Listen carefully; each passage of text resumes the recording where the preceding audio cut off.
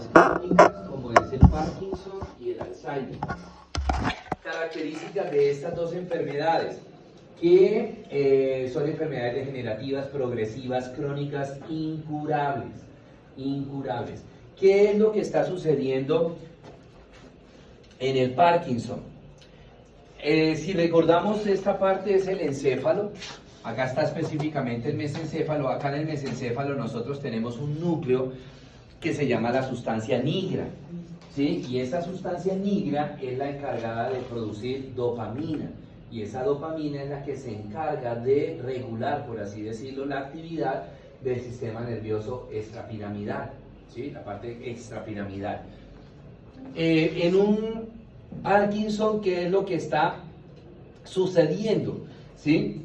Hay una depresión aumentada de dopamina en el mesencéfalo de ese paciente, ¿sí? Ese mesencéfalo de ese paciente está eliminando mucha dopamina, más de la que debería liberar, y esa dopamina se pierde. Esa dopamina no va a ir a regular la vía extrapiramidal. ¿Por qué? Porque ya hay una producción de dopamina normal que está regulando esa actividad extra, ¿sí? Del sistema extrapiramidal, ¿correcto? Entonces ahí viene la lesión, hay mucha depresión, la sustancia nigra está perdiendo mucha dopamina y no hay quien esté regulando la vía extrapiramidal, todo lo que tiene que ver con la vía extrapiramidal.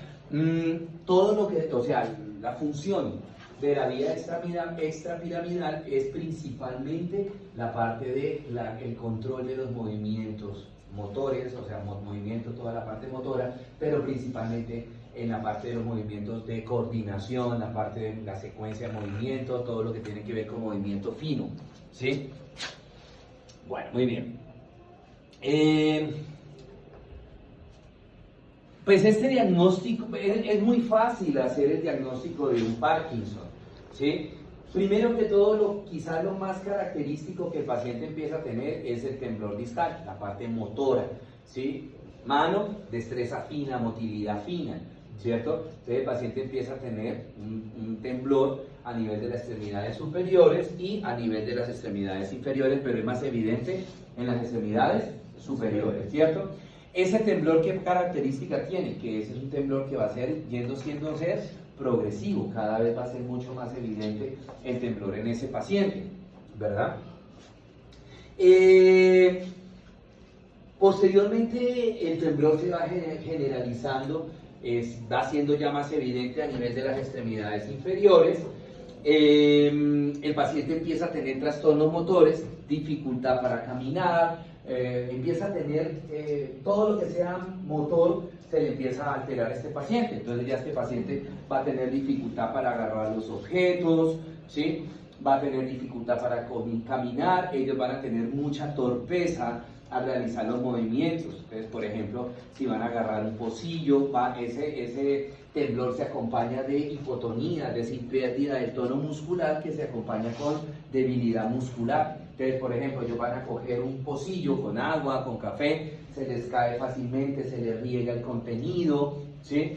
Al caminar se enredan fácilmente entre ellos, a pesar de que de repente no haya ningún obstáculo, por así decirlo. Ellos empiezan a chocar, van a sufrir caídas, van a tener trastornos en el habla, van a tener disartria, que es hablan enredado. Al inicio todo es motor, ¿cierto? Algo muy importante es que este temblor al principio es solamente el temblor se presenta en movimiento, es decir, cuando ellos van a agarrar alguna cosa, les tiembla la mano, cuando van a caminar, la torpeza, pero llega un momento en que ya inclusive estando en reposo, el pacientico van a presentar lo que es el temblor.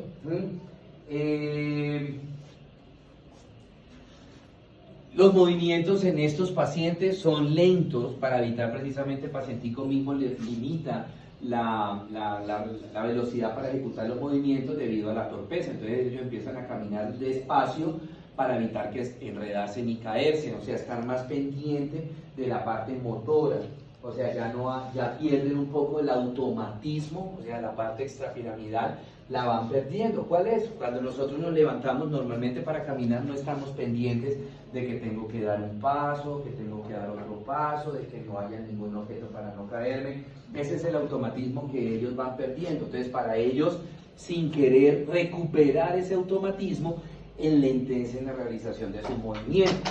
Si yo voy a agarrar, así por ejemplo, voy a perder el automatismo. Si yo voy a agarrar este lapicero, pues yo simplemente extiendo la mano, no tengo que calcular nada. En cambio, ellos si van a agarrar el lapicero, ellos van haciendo el movimiento despacio. ¿Para qué? Para ver si de pronto ir corrigiendo el movimiento. Si ven que la mano va muy lejos, retroceder y así sucesivamente. El habla también la tornan lenta. ¿Por qué? Porque saben que al hablar a la velocidad normal se enreda y la gente no les entiende nada. Entonces ellos empiezan a hablar despacio para modular bien, para pronunciar bien y que las personas les entiendan y evitar que se les enrede la lengua, ¿cierto? La marcha de estos pacientes, ya cuando la enfermedad es avanzada, hay algo muy característico, y es que si usted mira, por más de que el paciente esté caminando acompañado, siempre la mirada de ellos va a ser al piso, lo que les decía, para ir corrigiendo el movimiento, ¿verdad? Para ir recuperando ese automatismo, para ir controlando un poco ese extrapiramidalismo que ellos ya perdieron, ¿verdad? La marcha de ellos es una marcha, cuando caminan solito, es una marcha festinante, es una marcha de pasos cortos y como con brinquitos, por eso se llama festinante, como en una fiesta, y es una marcha en donde ellos pierden la línea recta. Ellos caminan como en zigzag, ellos caminan en zigzag, ¿verdad? Ellos caminan en zigzag. Algo muy característico de ellos, pero ya hacia el final de la enfermedad, es que ellos pierden el control para iniciar y terminar la marcha.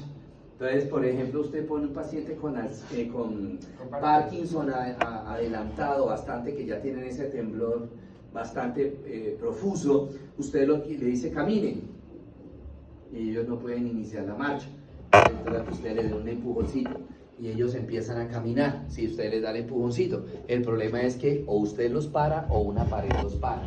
No pueden parar, no pueden iniciar ni pueden frenar, ¿cierto? Bueno, muy bien. Algo característico del paciente con Parkinson pues es la demencia senil, ¿no? El degeneramiento que está presentando por el daño a nivel de la sustancia, Bueno, el tratamiento aquí